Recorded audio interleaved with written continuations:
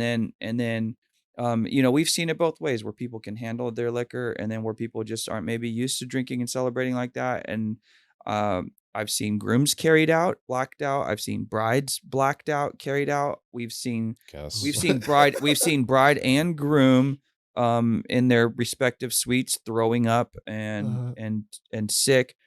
And so here's a fun question. For somebody who's not, I mean, like for instance, him, he doesn't drink. He doesn't really drink. So, and I don't know how much you drank on your wedding night, but I didn't. Okay. Yeah, you didn't. I don't know. But if you're the type of person who maybe doesn't usually drink, or even if you are someone who can handle their liquor, etc.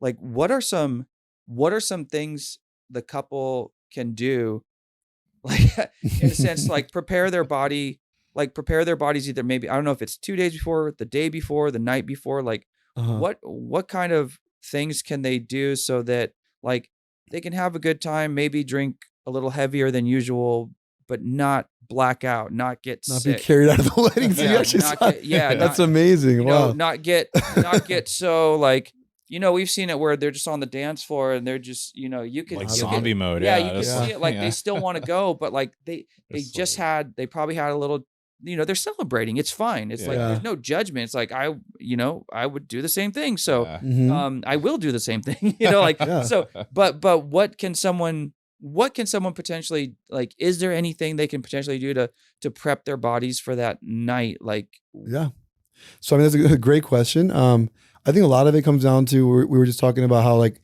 getting sleep the night before your wedding is difficult. So you're already tired. Okay.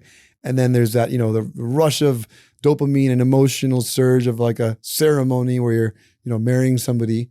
So there's a high that you get from that, all the endorphins that go along with that.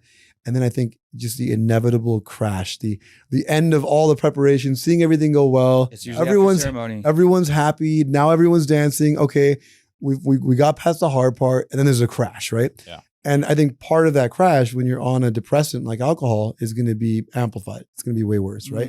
And so I think not getting, obliterated, because it's your wedding. You want to remember your wedding night. And it's crazy how many weddings I've been to where, I mean, I think it was a blur for the bride and the groom. Yeah. And it's like, I want to remember, who I was talking to, what their wishes were. I want to remember my vows, the ceremony, because that's something I want to remember for the rest of my life, right? Granted, there's probably cameras and videographers and stuff, but hopefully. But I mean, I've also been to a wedding where the videographer lost the tape and there was no video. And it was a beautiful wedding in Positano.